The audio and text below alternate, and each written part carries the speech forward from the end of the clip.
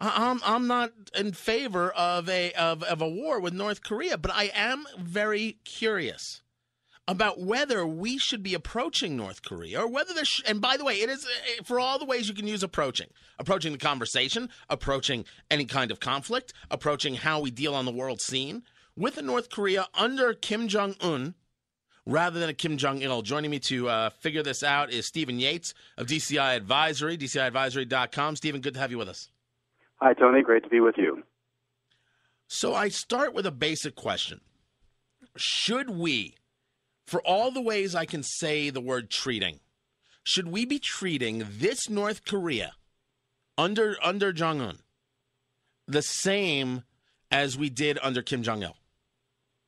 I don't think we can afford to. I mean, basically, when you look at the situation right now, history would say this is a lot of noise and a lot of smoke, and it will all go away. But there are a couple of things that are different this time.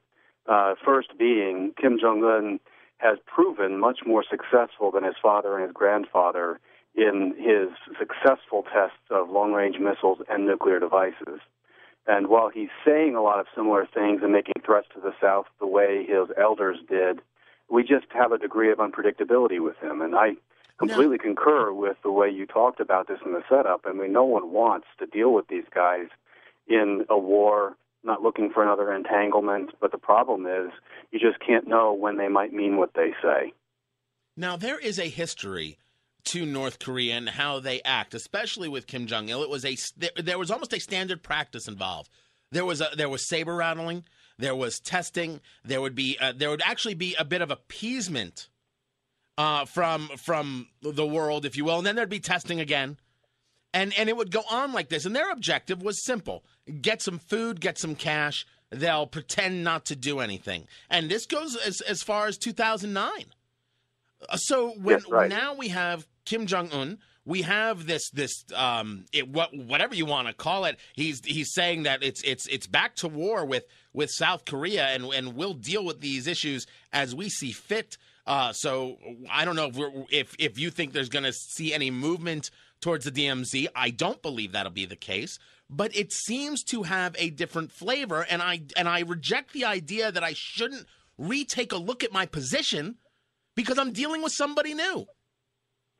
I agree very much with that. I mean, number one, we have to deal with the world as it presents to us, and it's not necessarily the same as it presented to our predecessors or other governments, other politicians, what have you.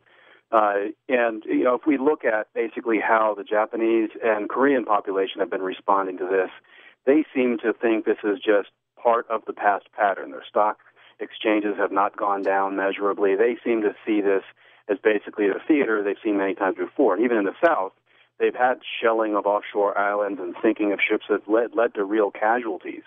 So they have a very high tolerance for this. But when we're dealing with missiles and nuclear devices, it's not just a strike on the South or Japan that is a major, major concern. It's the more perfected they become in these areas, the greater risk there is of proliferation elsewhere. And I just don't think we have a very good plan for how we're going to clamp down on them or their enablers. And I think that's the bigger problem. China and Russia have enabled North Korea and Iran in a profound way. And we're talking with Stephen Yates of DCIadvisory.com.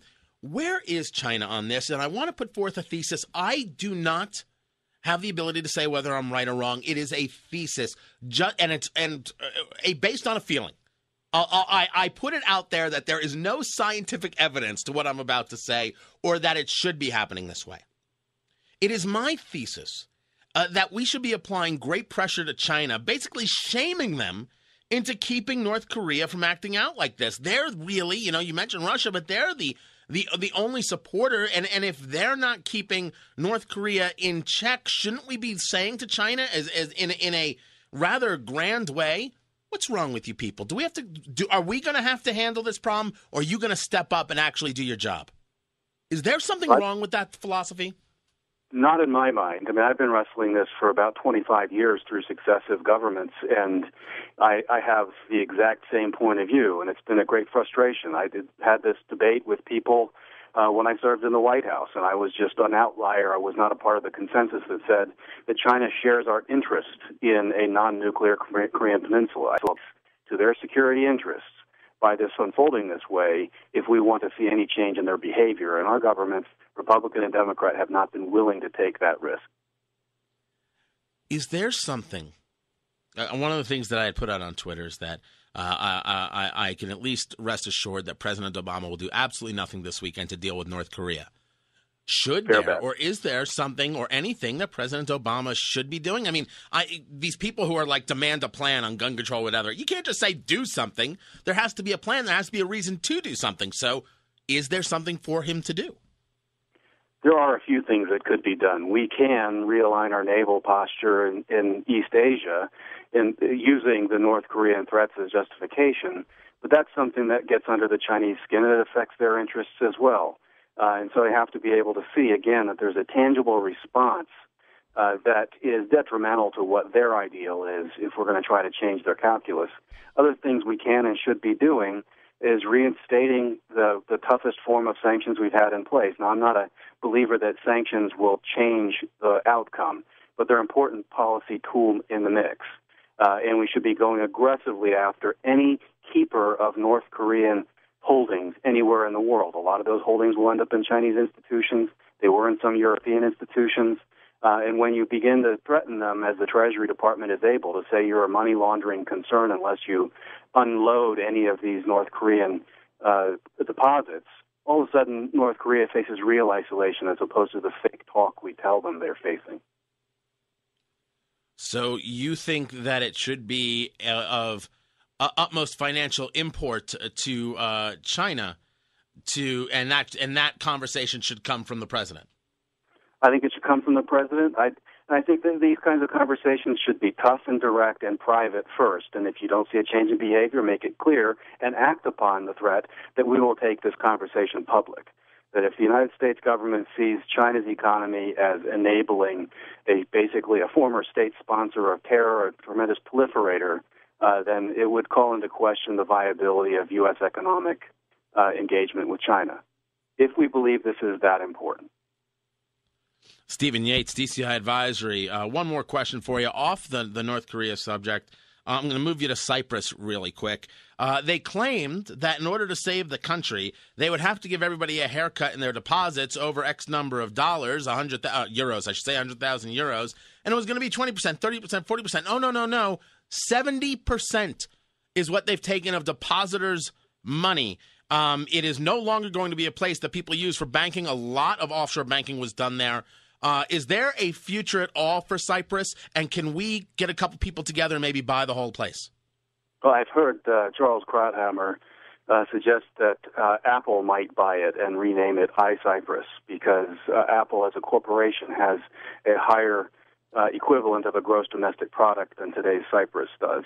And it's only partly a joke because I think basically there's an extremely dangerous precedent that has been set by the actions taken in Cyprus. I think it should give people, even here in the United States, pause. If you start following the logic of we've taken a lot of your money through taxation, we have overspent, we have overextended, the credit card is maxed out, and now we're going to have to come and take your deposits because we're irresponsible with your money.